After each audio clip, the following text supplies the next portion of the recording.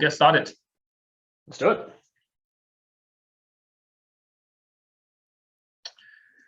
All right. People coming.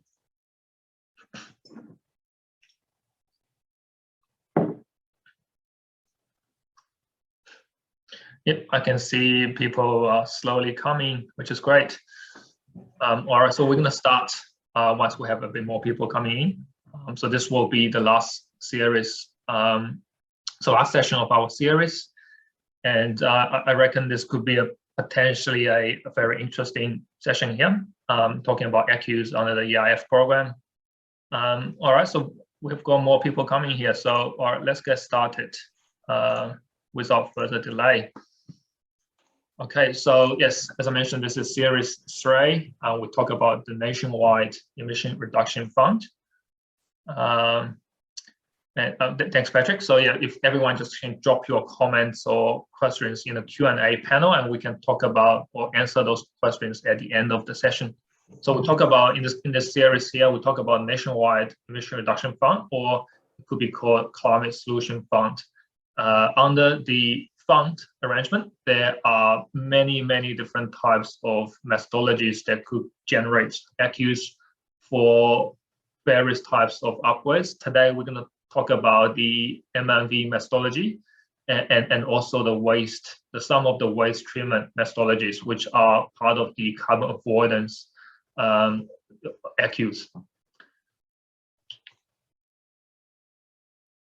All right, so what will we cover today? So obviously we'll start with introduction to myself, Ellen, and my colleague Patrick Blaine from the Waterley Group, which is now being renamed to Northmore Gordon Environmental. So we'll talk about the project drivers and the overview of the government programs, and we'll give you an instruction of how the emission reduction fund works. And we'll put a focus on industrial electricity and fuel efficiency and industrial equipment upgrades, which are both the measurement verification approach or methodologies under the scheme. And we're also going to talk about the waste treatment methodologies. And we'll follow up with some case studies and talking about the minimum threshold guide. And we'll close off the session with a Q&A at the end of the series.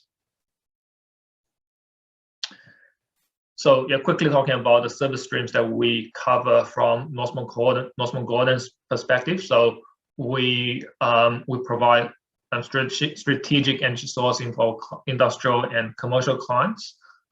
We provide certificates and grants, which are going to be the focus of our series or session today. We also provide corporate energy and carbon strategy to corporate level if they want to complete an energy management system, or they simply want to go through and set up a decarbonization strategy. This is something that we specialize in. We also provide technical services, including auditing, so engineering, feasibilities, also project management. All right, so meet the team. So myself, Ellen, I'm the principal consultant at Northmore Gordon. I focus on measurement verification projects for the group, whereas Patrick Blaine is the general manager for certificate operations from Northmore Gordon Environmental. And yeah, so we are basically the two main two key people to talk to regarding ACCU projects. All right, so I'll leave it to Patrick. Thanks, Alan, and welcome everyone today. So yeah, Northmore Gordon's got a growing history now. It was founded in 2009 primarily as an energy efficiency consultant, and we quickly saw the benefits of the measurement and verification approach, growing to starting our first project under the New South Wales ESS measurement verification project in 2013. We registered our first ERF project for ACCUs in 2014. And through 2017, 2019, we further consolidated our specialisation in measurement verification through the acquisition of 2 consulting firms, BCW in New South Wales, and purchased the Energy Services Division of NCBA in 2009, which brought in a lot of clients and experience and allowed us to consolidate our service offering in that area. As of today, we've got over 1.5 million certificates under development across a variety of programs, states, and methods. So when looking at these kind of efficiency projects in particular, there are a number of drivers as to why a company might want to undertake them. Traditionally, these efficiency activities have been driven through bottom line savings and energy productivity. These often come from corporate finance, headquarters, or even at a site level to drive more profitability for the business unit. There's been drivers around continuous efficiency improvements at sites. And this includes right-sizing production. So as a site's needs changes to either increase or decrease or change their style of production that they undertake. There are changes to plant and equipment to optimize for that to get the right size, and that can come with efficiency savings as well. Risk reduction, particularly around aging plant. Obviously, as the plant gets older, there's more maintenance and downtime, which can be avoided through newer equipment. And the newer equipment that's installed is often more energy efficient, so there's a net saving. More recently, we're seeing a push from corporates to move towards a carbon neutral or a net zero strategy. Efficiency plays really well into that because it's reducing scope 1 and scope 2 emissions at the site. But these sort of more corporate sustainability goals and carbon targets tend to be driven from headquarters being pushed down to the site. So the key takeaway from here is that environmental certificate programs, whilst they have been around for over 10 years in some places, they do enable the carbon value or the energy saving value of these projects to be monetized, which can help offset the capital costs of a lot of these projects. And often, as a lot of you probably know, when undertaking efficiency projects, it can be quite intensive upfront from a capital perspective. So using these certificates can help offset that cost to make these projects more financially viable. Now, in Australia, there's 3 main programs. They fall into 2 rough categories. There are market-based programs and more your direct action or direct obligation activities. So the New South Wales Energy Savings Scheme, which we covered in the first part of this series, and the Victorian Energy Upgrades Program, which we covered in the second part of this series, are main 2 market-based programs.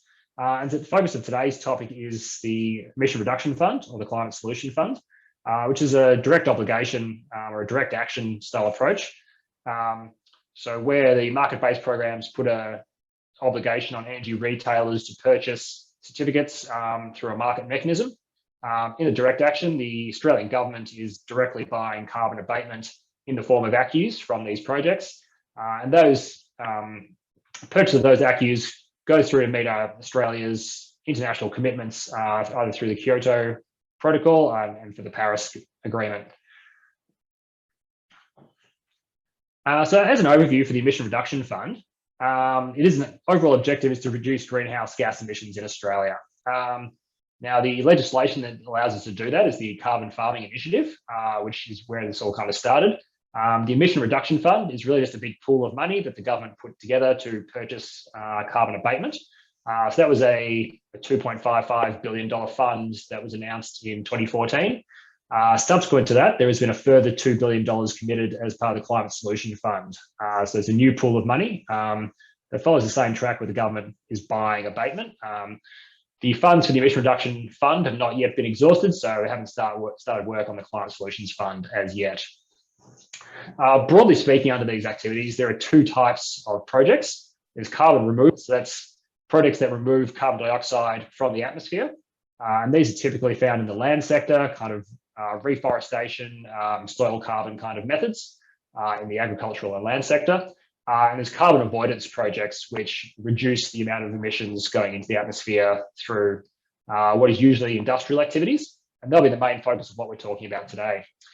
Over the past 12 months, the ACCU project ACCU price has varied. So it started out about 12 months ago, about $15.50. It's trading up around $18.50 at the moment. And these are the record highs we've seen in the last couple of months for ACCU pricing. The average being around $16. I think one of the key drivers is now there seems to be a lot more talk and a lot more interest in voluntary offsets and net zero plans and carbon strategies, with ACCUs being a key offset available for use in carbon offsets in Australia. There's been some interest in the voluntary market, which is continuing to push prices up. So in these, all the certificate programs, and the emission reduction fund is no different. There are, broadly speaking, two types of activities. There are deemed activities, and there are measurement and verification activities. So the deemed activities tend to be simpler. There's a predefined savings calculation based on the type of activity that's undertaken. The methodology is simpler. It's quicker to calculate. There's lower compliance requirements, and normally you can get through the process a bit quicker, and tend to be suited for small to medium projects. Difference in ACCU projects compared to some of the other state-based programs, particularly for deemed activities, is there's no forward crediting allowed. So in the ESS and the VEU, as we identified, you can claim usually up to 10 years at the time of commissioning, effectively.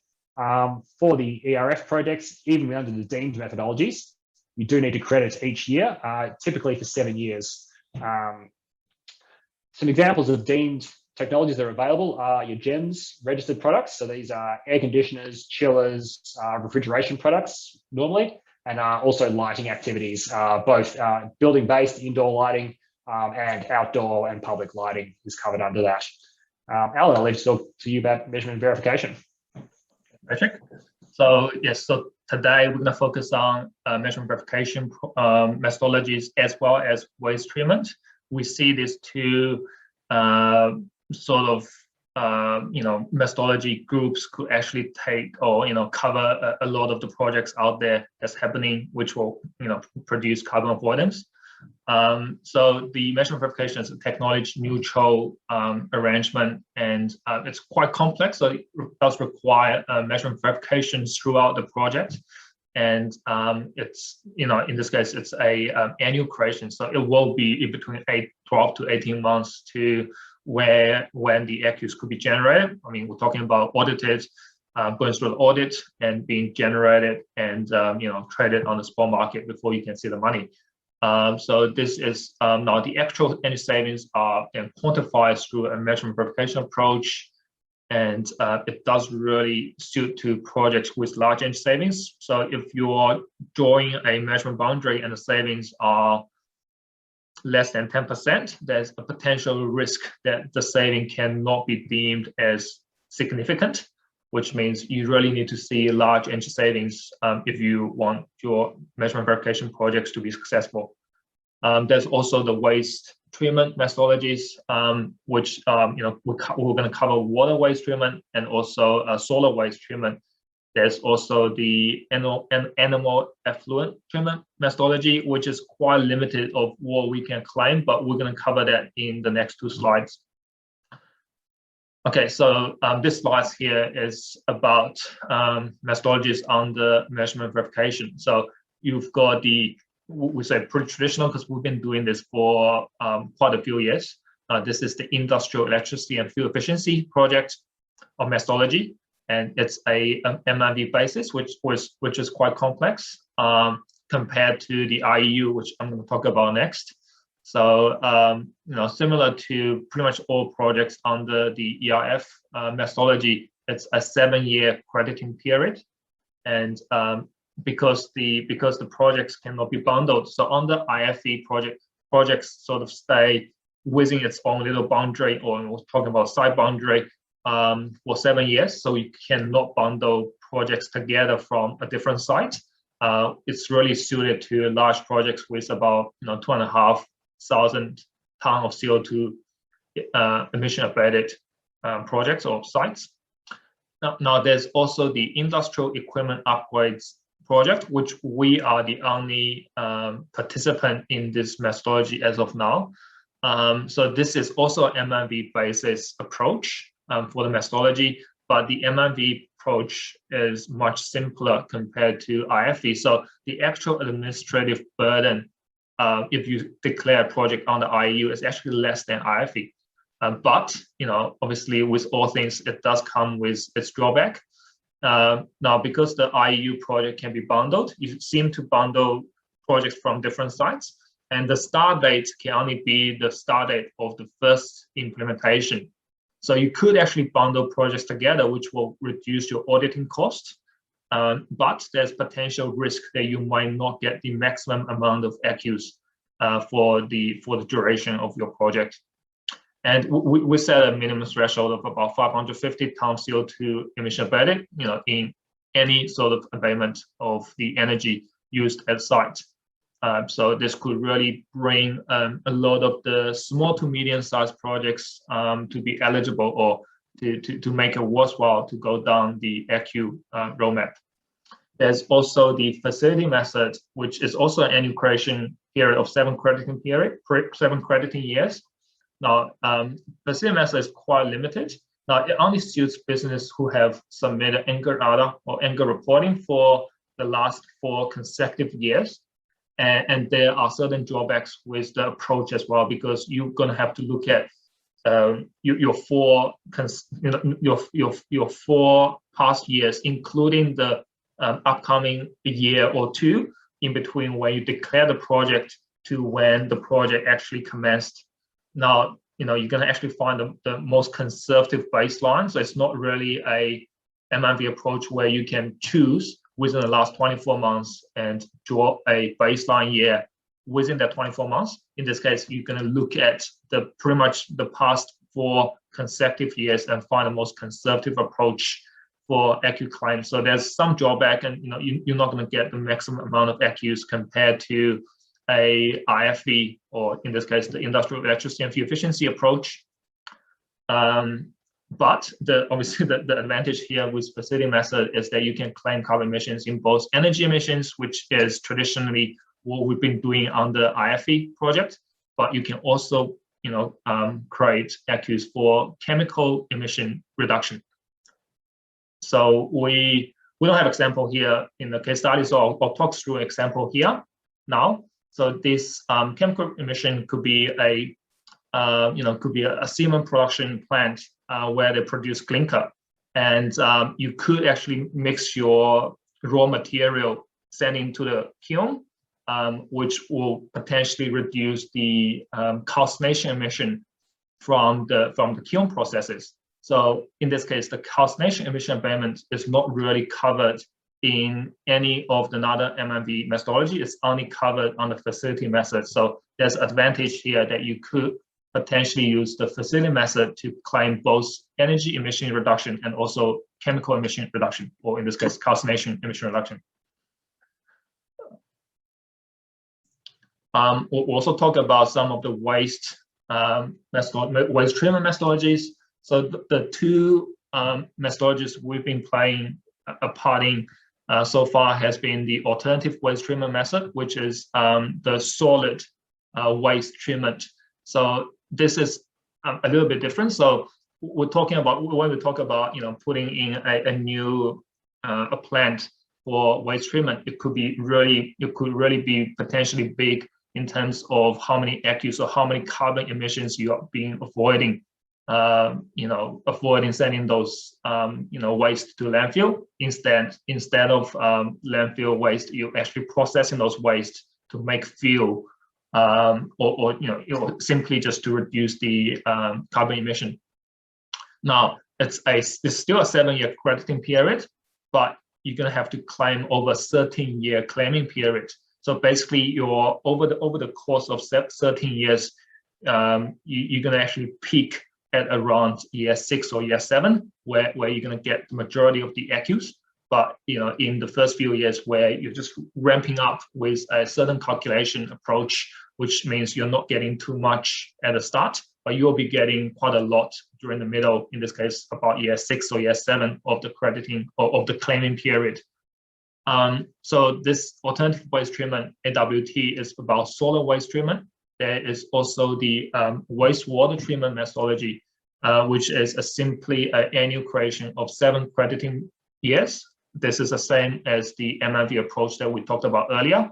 Now, the ACCUs are based on avoiding the methane coming from the anaerobic digestion of the wastewater treatment being released to the atmosphere.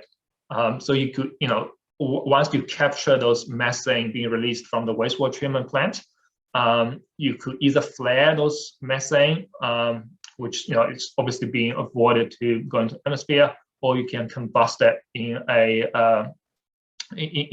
cogen plant or simply a boiler. as long as you are avoiding this methane or biogas being released to atmosphere, you'll generate ACCUs for your project. There's also the animal effluent management method, which is quite limited of what it can do. Obviously, you can see here the good point of it. You can do an annual creation of 12 crediting years. So if this is more than the MMB approach and all the other waste treatment methodologies. But you can only process or treat animal effluent from a piggery or dairy. We have seen projects where they've got poultry farms, and unfortunately, this is ineligible if it's poultry farm or poultry waste processing only. There's certain sort of limitations of what we can do about it. Now, if it's a piggery sort of effluent waste that combined with poultry waste or any other waste, it could potentially be eligible for this methodology. So basically, what you're doing is that what you could do for claiming ACCUs under this method is to destruct, or by destruction of the methane from either anaerobic digestion. So basically, you put you put in through all those effluent into a waste treatment facility, and by anaerobic digestion of the effluent, you are producing methane. But as long as you can destruct or prove in a way that either flare those methane or sending those methane to a combustion device, you could actually generate ACCUs for you. You could also claim ACCUs by avoidance of methane by aerobic process. So you could actually lay out all those effluent or all the waste into a piece of land and just let it go to its own aerobic process by avoidance of the methane. So this could also generate ACCUs for you. Hopefully it's not too confusing. I mean, we found it very confusing at the start, but it's really interesting with those projects because it's not something that you see in the state-based schemes that we covered in the last two sessions. So let's quickly talk about this. We've already talked about this in the last two sessions, and hopefully you guys have attended one of the, or at least one of the sessions in the past. So what is measurement verification? It is international recognized. There's an international recognized standard called IPMBP, and under the protocol, there are various types of approach that we can take to do a measurement verification. Now, on the right-hand side here, this is one of a very common approach that's been undertaken by I guess more than 50% of the projects out there. So basically, you draw your baseline. So basically, look at your baseline and draw a baseline model for a baseline period, and then you adjust your baseline with your operating condition, as if the operating period has been running on, based on your baseline model, which is the orange line here, and then you compare that with the actual operating period. And the difference there is your verified savings. Now, this here is a good example because this is pretty much what the sub-method one under the IFE project or IFE methodology is. So there are, as I mentioned, there are many different types of approach, but this here on this graph on the right-hand side here indicates one of the approaches that you can take for MMV under the ERF methodology. So let's talk about typical project steps because it's quite important. We have seen a lot of projects out there which have failed to make application in time before you make a final investment decision, which means the whole project becomes ineligible for ACCUs. This is actually the most strict requirement compared with pretty much all the state schemes that we've seen so far. So basically, in order to make a project eligible for ACCUs, you need to make an initial application to CER, the Clean Energy Regulator.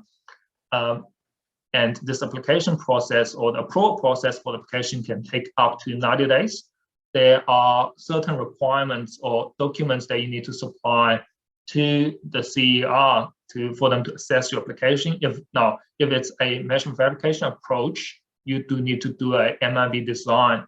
At the start of the process, it hasn't really been a focus in the past, but we have seen in the past 12 months that CER has been very strict on what they can approve, and without a proper MIB design, they can't really approve a project application.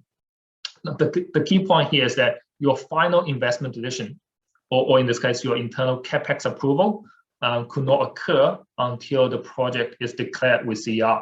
So if you think that you're still in the feasibility stage and you still got enough time to go through the application process, maybe you have to think about the actual project timeline, because if you're going to actually rush into getting some grants and reaching a final investment decision very soon, you should start thinking about submitting application to CER. Obviously, we can assist for you guys, with you guys. Now, in between here is I think you guys can see my pointer here. So in between your project declaration date, which is when the CER declares the project declares the project as an eligible ACCU project, in between the date to when you actually start the operating period, there is an 18 months maximum duration, and the start date. So the start date here for your claiming period can only be varied once. So which means between when you make an investment decision till when you start or you complete the commissioning of the ECMs or energy conservation measures, there's a maximum amount of a maximum duration of 18 months. This could be a potential issue because you could have done your final investment decision, but you're still going to have to go through steps to get a grants, going through engineering and actually implement the project. And if there's any delay, you could be disadvantaged with some loss of ACCUs. And then start from the start date of your project. You've got 7-year crediting period, generally speaking. And for each year, you're going to have to write a report, going through an auditor if required, and create ACCUs and trade them each year. So this is not a full creation as we've seen in the state-based schemes. Okay, so let's talk about interesting stuff here, which is always the case study. So in this case, we've seen a case study here in Queensland, up in Queensland, we're in Melbourne, by the way. So there's a boiler upgrade to displace coal with LPG at a manufacturing plant. So it's simply a boiler upgrade. So we set a boundary around the boiler system, including steam system, to the main header using the ERF methodology. So the savings were verified to be 175,000 gigajoule per annum of coal displaced with similar amount of LPG, which is also around 175,000, not exact, but it's around that figure. We claimed about 5,200 ACCUs per annum for 7 years, ongoing for 7 years, and the net payment is estimated to be about 392,000 plus GST over the 7-year period. Now, I do want to note here that this is interesting because we have talked about scheme-based programs such as the New South Wales ESS and BEU, or the Victorian BEU. Now, the New South Wales ESS does not allow fuel switch activities to occur to create SKIs or certificates. So if you have a project happening like that, displace coal with LPG, then it can only be claiming ACCUs if the site is in New South Wales. Now, the Victorian energy upgrade does allow you to do fuel switch, but it only allows you to fuel switch from either natural gas or electricity to renewable. So in this case, it's still ineligible. The only if you have a project like that displays coal with LPG, which is not a renewable per se, it can only go through the ACCUs roadmap, if that makes sense. Again, any questions, please feel free to put that in the Q&A panel and we can talk about a bit later. So the second case study here is a solar waste treatment and fuel substitution at a large industrial facility, also in Queensland. The project was to construct a fuel preparation plant, which then processed the putrescible waste from the site processes.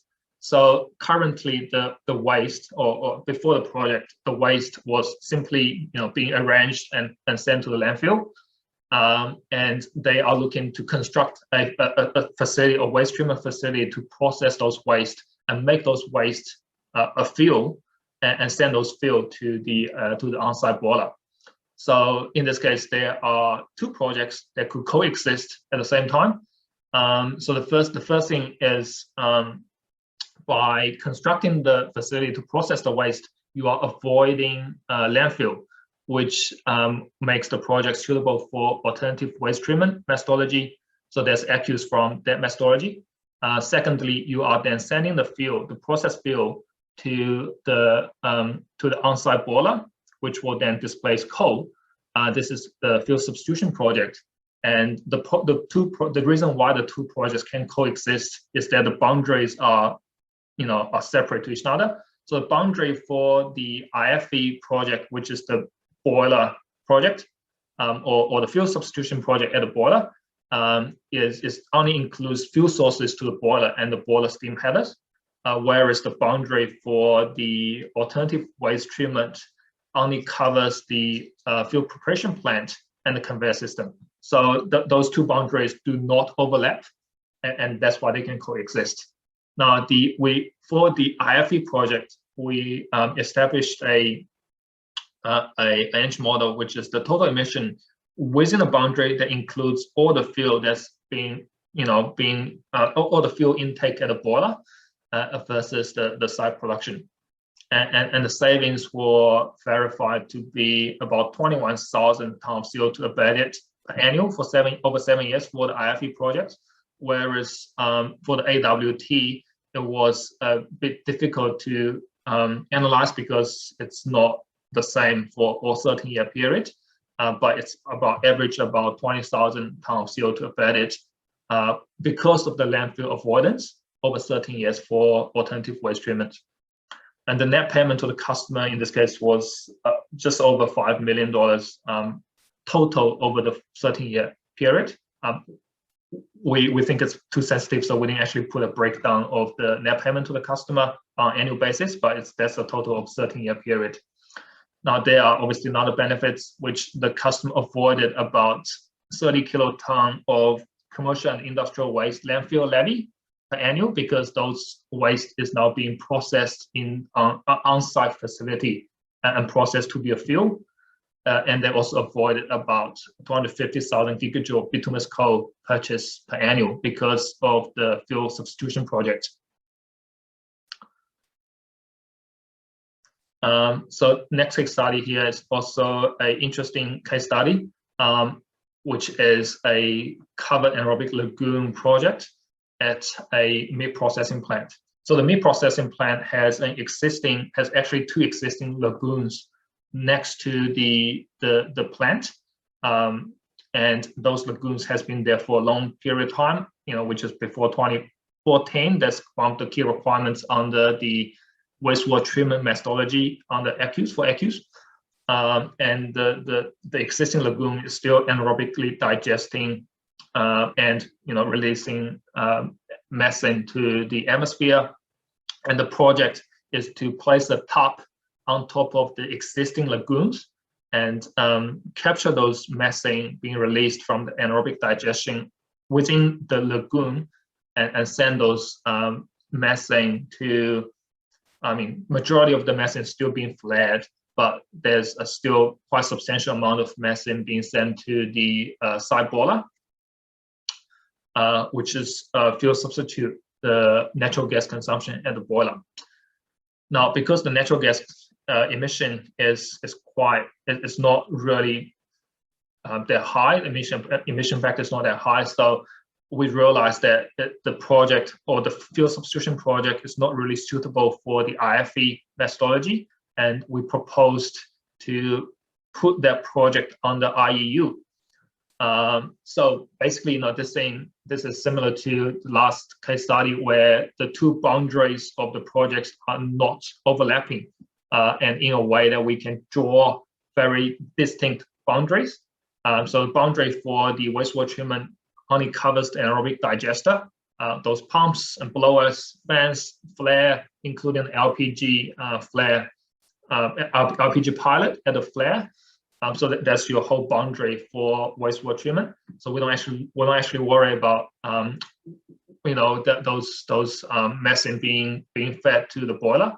Whereas the boundary for IEU is including all the fuel intake at the boiler, which includes natural gas and the biogas. So the boiler is a coal-fired boiler, by the way.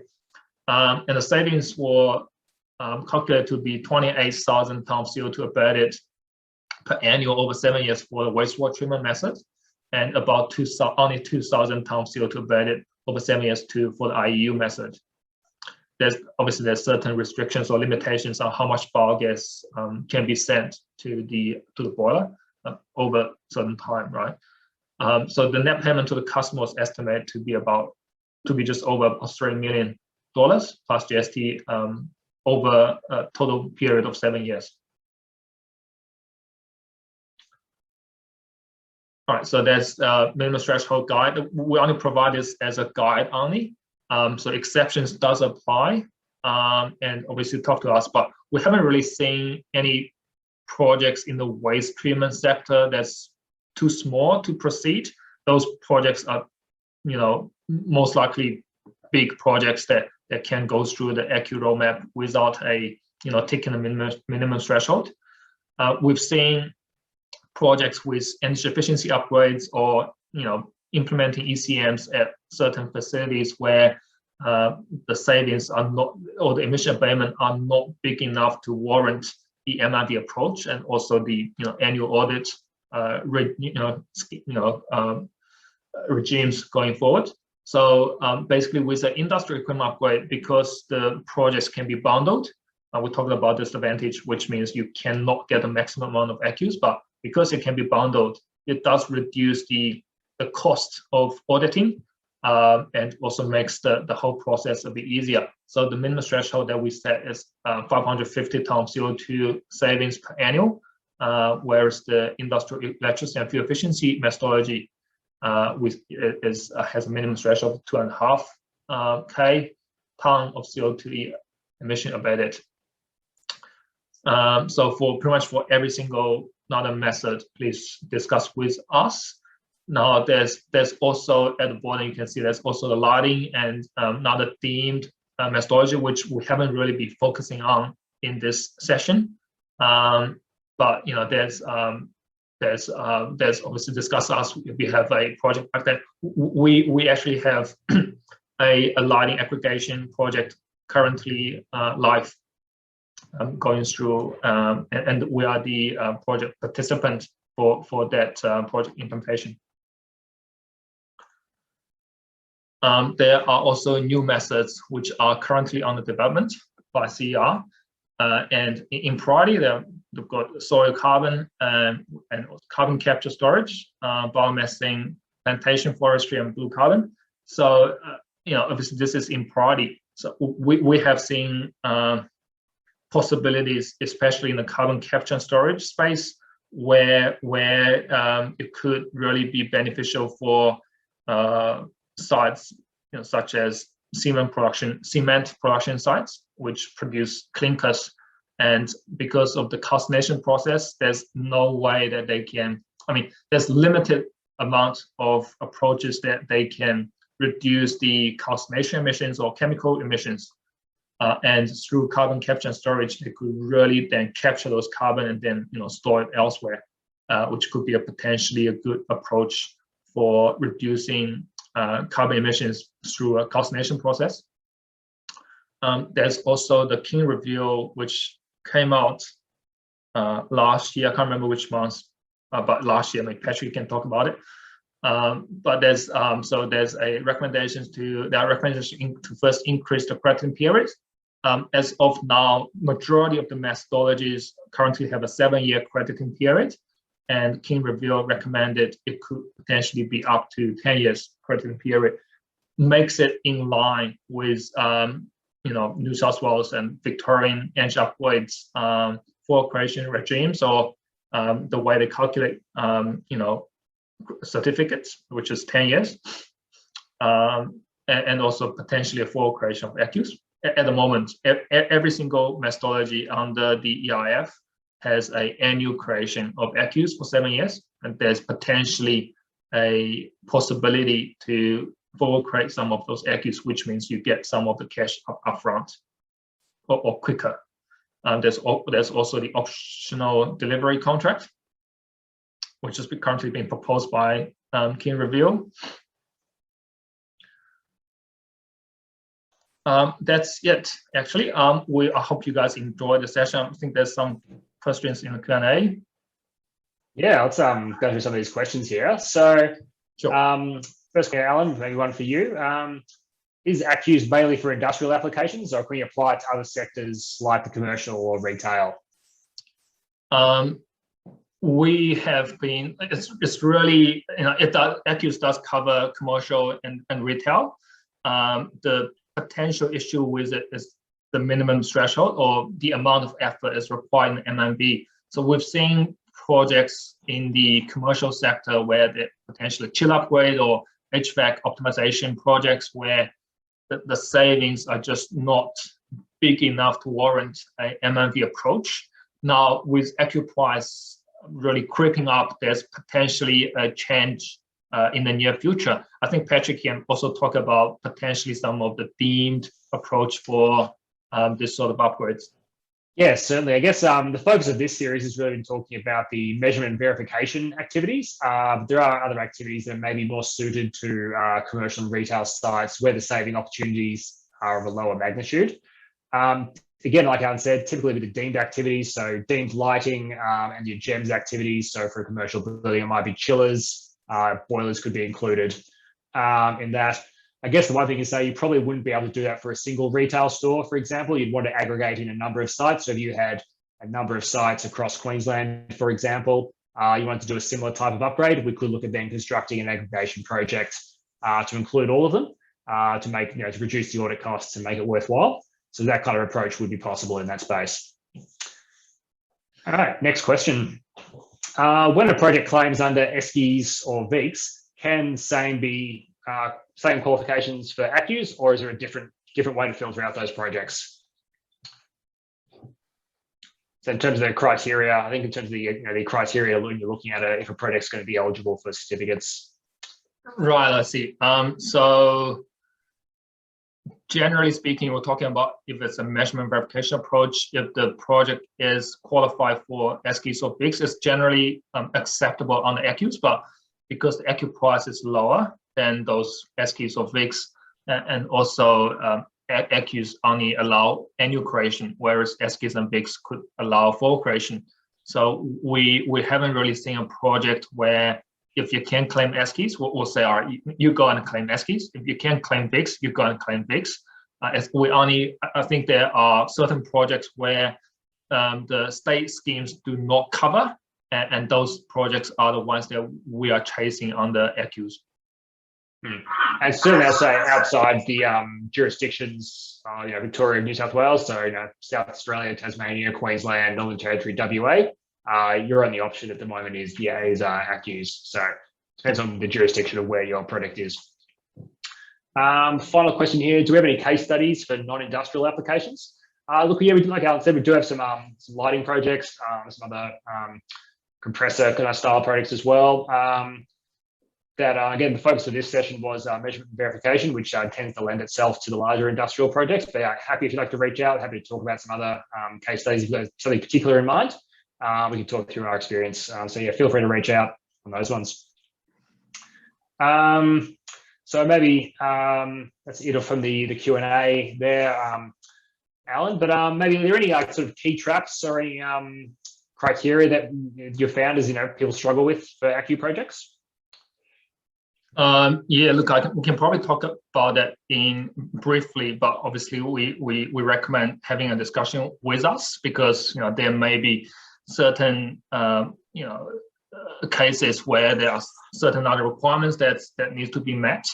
So we don't want to give out wrong information. But in general, an ACCU project is only eligible if it meets the so-called newness requirement.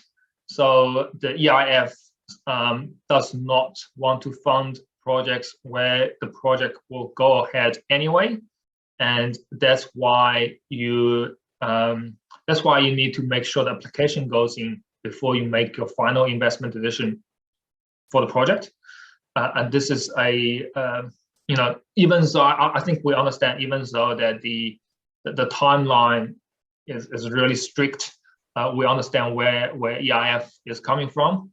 That they don't want to fund projects that go ahead anyway. That's the key requirement. Now, with the MIV-based methodologies, which are the IFE and IEU, you are required to do a MIV design. As I mentioned earlier, this wasn't really a key requirement previously before 2020, but we have seen, over the past 12 months that they have been increasingly being more strict on what projects they can approve or what applications they can approve, and they generally require a proper MIV design, as in, what's your modeling approach, what could be your independent variable, what could be your site constant, what could be your effective range, or this sort of things to consider in your design before they can approve the application. Now, there's also risk around MIV, which, look, it's going to be different between different projects, but there are certain risks such as, production level between base and operating years needs to be within a normal range. This is the case for New South Wales and Victorian schemes as well, but in this case, we need to adhere to their requirement for 7 crediting period, which is difficult because things could happen. There are just potentially things that could happen which will increase your production at a site dramatically, or reduce your production at a site dramatically, which could really makes your data points in your operating year fall out of the range. There could be a potential risk of not being able to generate the maximum amount of ACCUs.